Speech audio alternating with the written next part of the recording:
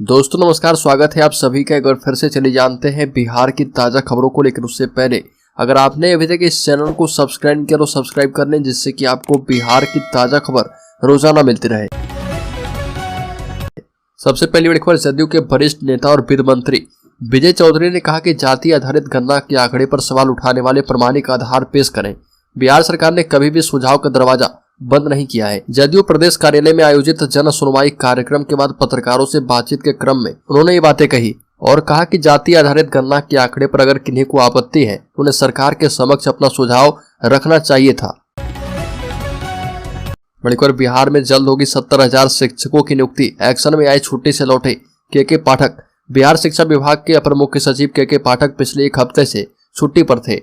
हफ्ते भर के अवकाश के बाद काम पर लौटे के पाठक ने आते ही विभागीय कामकाज की गहन समीक्षा की। के पाठक ने 29,000 मध्य विद्यालय में 31,982 पदों और माध्यमिक एवं उच्च माध्यमिक विद्यालयों में 37,660 रिक्त पदों संबंधित रोस्टर क्लियरेंस की प्रगति की समीक्षा भी की।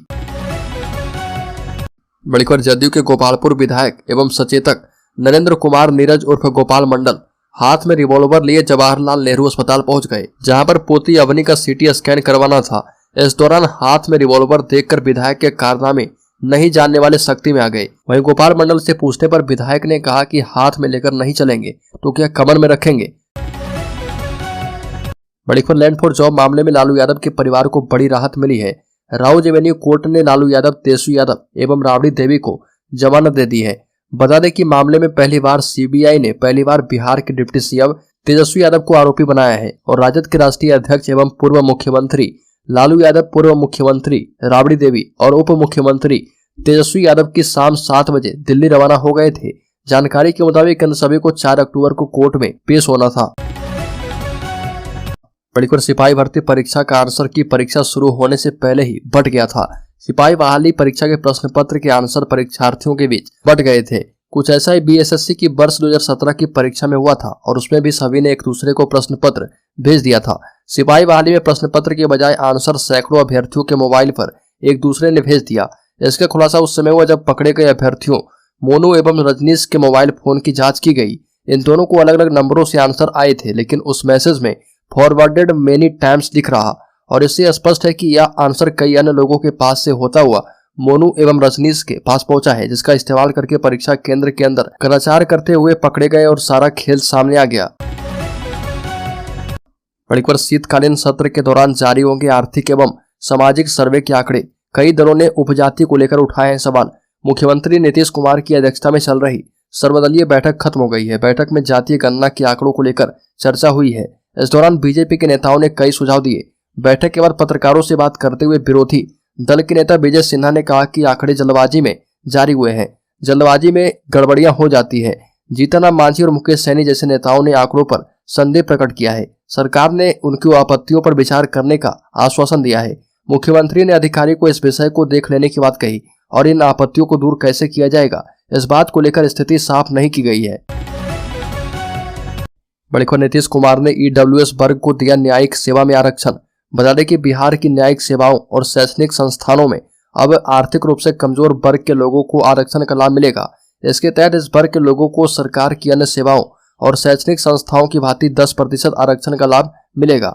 इसके लिए राज्य सरकार ने बिहार उच्च न्याय सेवा रूल बुक 1951 और बिहार असैनिक सेवा रूल बुक 1955 में संशोधन करके इसमें दिया है। और कैबिनेट विभाग के अपर मुख्य सचिव डॉक्टर एस सिद्धार्थ ने बताया कि आयोजित कैबिनेट की बैठक में इसकी स्वीकृति दी गई है। बड़ी खबर, घर पर नहीं आई कोई सर्वे टीम। जातीय गणना की रिपोर्ट पर आम लोगों ने उठाए सवाल। जातीय गणना करने के बाद रिपोर्ट सार्वजनिक करने वाला बिहार पहला राज्य बन गया है, लेकिन इस रिपोर्ट को लेकर बिहार के लोग इस सवाल खड़े कर रहे। यादव और कुर्मी समाज को छोड़कर सभी जाति के लोग इस रिपोर्ट को फर्जी बता रहे और कह रहे कि उनके घर कोई सर्वे टीम ही नहीं पहुंची है। बिहार सरकार जातीय गणना करवाने और उसकी रिपोर्ट जारी करने के बाद खुद अपनी पीठ थपथपाने में लगी है, लेकिन कई जाति के लोग इस जातीय गणना को सही नहीं मान रहे। लोगों का कहना है कि राजनीतिक लाभ लेने के लिए जल्दबाजी में सरकार ने इसे पूरा करवा लिया है, जिस वजह से इसके आंकड़े पूरी तरह से सही नहीं है। ब्राह्मण, भूमियार, राजपूत, कायस्थ, कुशवाहा, दुसाध, बनिया समेत कई दर्जन जातियों के लोग इस रिपोर्ट पर सवाल खड़े कर रहे। पासवान जातियों का भी कहना है कि सर्वे टीम उनके घर नहीं आई थी और रिपोर्ट में उनकी संख्या को बहुत ही कम जानबूझकर बताया गया है। बड़ी खबर सिपाही भर्ती परीक्षा रद्द होने के बाद विपक्ष के निशाने पर राज्य सरकार। नेता प्रतिपक्ष ने कहा कि सब सुनियोजित क्वेश्चन पेपर लीक और बड़ी संख्या में सॉल्वरों के पकड़े जाने के बाद सिपाही भर्ती परीक्षा रद्द कर दी गई है। साथ ही 7 और 15 अक्टूबर को होने वाली परीक्षा भी स्थगित कर दी गई है, जिसके बाद परीक्षा में शामिल लाखों परीक्षार्थी निराश हैं। वहीं परीक्षा रद्द होने के बाद विपक्ष ने नीतीश सरकार पर अपना हमला तेज कर दिया है। नेता प्रतिपक्ष विजय कुमार सिन्हा ने कहा कि जिस तरह से परीक्षा में गड़बड़ियां हुई है, उसके बाद अब सरकार के सिस्टम और बहाली के सिस्टम से जुड़े लोगों पर राज्य की जनता संदेह की दृष्टि से देख रही है। राज्य सरकार यहाँ के युवाओं के साथ भविष्य के साथ खिलवाड़ कर रही है। वहीं परीक्षा रद्द होने के बाद केंद्रीय चयन परिषद के अध्यक्ष एवं बिहार के पूर्व डीजीपी एसके सिंघल भी सवालों के घेरे में आ गए हैं। बड़ी खबर, अति पिछड़ों के लिए गद्दी छोड़े नीतीश कुमार तेजस्वी यादव। बीजेपी नेता ने कहा कि राजद को जनता ने पहले ही दे दी है बेल। तेजस्वी और नीतीश अति पिछड़े की बात करते हैं, लेकिन अति पिछड़े को अधिकार देने की बात नहीं करते। हमारे पीएम किस समाज से है, वो भी अति पिछड़ा है। भाजपा ने सबसे पहले नरेंद्र मोदी के नाम से अति पिछड़ा को कुर्सी पर बिठाने का काम किया है, और वो भी प्रधानमंत्री का। दरअसल बिहार में जाति आधारित गणना की जो रिपोर्ट सामने आई है, उसके मुताबिक राज्य में जनसंख्या में अति पिछड़ा समाज सबसे अधिक है। और इसके बाद अब यह सवाल उठना शुरू हो गया है कि क्या नीतीश कुमार और तेजस्वी यादव को अति पिछड़ा को सत्ता सौंप देना चाहिए। बड़ी खबर, चिराग पासवान ने कहा कि लोजपा जाति सर्वेक्षण के निष्कर्ष को सिरे से खारिज करती है और एक जाति की संख्या बढ़ा चढ़ाकर बताई गई है। दूसरी ओर कई अन्य जातियों को संख्यात्मक रूप से छोटा कर दिखाया गया है। यह भी आरोप लगाया कि यहाँ तक कि मेरी अपनी जाति पासवान की जनसंख्या भी हम जितना समझते हैं उससे बहुत कम दिखाई गई है। और यह आश्चर्य की बात है, क्योंकि यह प्रक्रिया बहुत ही जल्दबाजी में की गई है। बता दें कि जमुई सांसद ने कहा कि बिहार में दुसाध समुदाय, जिनके लिए चिराग के दिवंगत पिता रामविलास पासवान एक आदर्श के रूप में जाने जाते थे, कुल आबादी का 5% है। और प्रदेश में दुसाध जाति यादव समुदाय, जो कि बड़े पैमाने पर राज्य की सत्तारूढ़ राष्ट्रीय जनता दल के समर्थक रहे हैं, उसके बाद दूसरे स्थान पर रखता है। बड़ीकर, बिहार के जातीय सर्वे का बीजेपी ने खोजा तोड़, ईबीसी के आंकड़ों को बनाए कि हथियार। बिहार जातीय सर्वे के नतीजों के जारी होने के बाद बीजेपी ने इसको तुष्टीकरण की राजनीति को छोड़कर देखा है और जातीय जनगणना के लिए विपक्ष के नए सिरे से हो रही कोशिश का मुकाबला भी किया है। बिहार भाजपा के पूर्व अध्यक्ष संजय जायसवाल ने कहा कि 1996 से 2013 तक लालू यादव और नीतीश कुमार ने अगड़े मुसलमानों को ईबीसी श्रेणी में शामिल करने की कोशिश की और सुशिक्षित और शासक वर्ग के मुसलमानों को भी ईबीसी श्रेणी में शामिल करके इन दोनों नेताओं और उनकी पार्टियों ने न केवल हिंदू समुदाय में वास्तविक ईबीसी के साथ अन्याय किया, मुसलमानों के साथ भी अन्याय किया है। बड़ी खबर, जमुई में मछली व्यवसायी पिता पुत्र का अपहरण, एक मुक्त और दूसरा अभी भी बंधक है। बता दें कि बिहार के बांका जिले के बेलहर में देर शाम मछली व्यवसायी पिता पुत्र का बदमाशों ने अपहरण कर लिया। इस मामले में जमुई जिले के झाझा थाना क्षेत्र के बोड़वा गांव निवासी मछली व्यवसायी खुबल पंडित ने बेलहर थाना आकर इसकी शिकायत की है और ये कहा कि बदमाशों के चंगुल में उनका पुत्र 13 वर्षीय पुत्र अरुण कुमार अभी शामिल है। व्यवसायी ने पुलिस को बताया कि 10 किलो मछली के ऑर्डर पर पिता पुत्र बाइक से रंगदारनगर गांव से मछली पहुंचाकर लौट रहे थे। तभी 3 से 4 की संख्या में बदमाशों ने दोनों पिता पुत्र को पकड़ लिया, साथ ही फिरौती की मांग की। मांगी गई फिरौती की रकम 2 से 3 लाख रुपए है और इस मामले में थानाध्यक्ष राजेश कुमार ने कहा कि व्यवसायी की सूचना पर पुलिस अपहृत बालक अरुण की बरामदगी को लेकर खोज कर रही है। बड़ी खबर, के पाठक के कोचिंग संस्थानों को नहीं चलाने के आदेश पर लगी रोक। बिहार शिक्षा विभाग के अपर मुख्य सचिव के पाठक के कोचिंग संस्थानों को लेकर जारी किए गए आदेश पर पटना हाईकोर्ट ने रोक लगा दी है। अपर मुख्य सचिव के पाठक 31 जुलाई 2023 को कोचिंग संस्थानों के लिए आदेश जारी किए थे, जिसमें कहा गया था कि कोचिंग संस्थान सुबह 9 से शाम 4 बजे के बीच कोचिंग नहीं पढ़ाएंगे। इसके पीछे के पाठक का तर्क था कि इस दौरान स्कूल और कॉलेज में बच्चों की पढ़ाई चल रही होती है और न्यायाधीश मोहित कुमार शाह की एकल पीठ ने कोचिंग एसोसिएशन ऑफ भारत की याचिका पर उक्त आदेश दिए हैं। बड़ी खबर, लालू यादव ने कहा कि अब आबादी के हिसाब से होगा कोटा। जातीय गणना के बाद लालू यादव ने की आरक्षण बढ़ाने की मांग। आरजेडी अध्यक्ष लालू यादव ने कहा कि जातीय गणना के बाद आरक्षण का दायरा बढ़ाया जाएगा।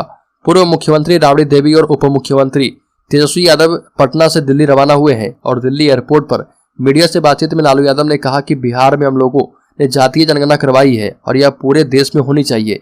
इससे पूरे देश के गरीबों को, दलितों को लाभ होगा और सबको बाजी हक मिलेगा।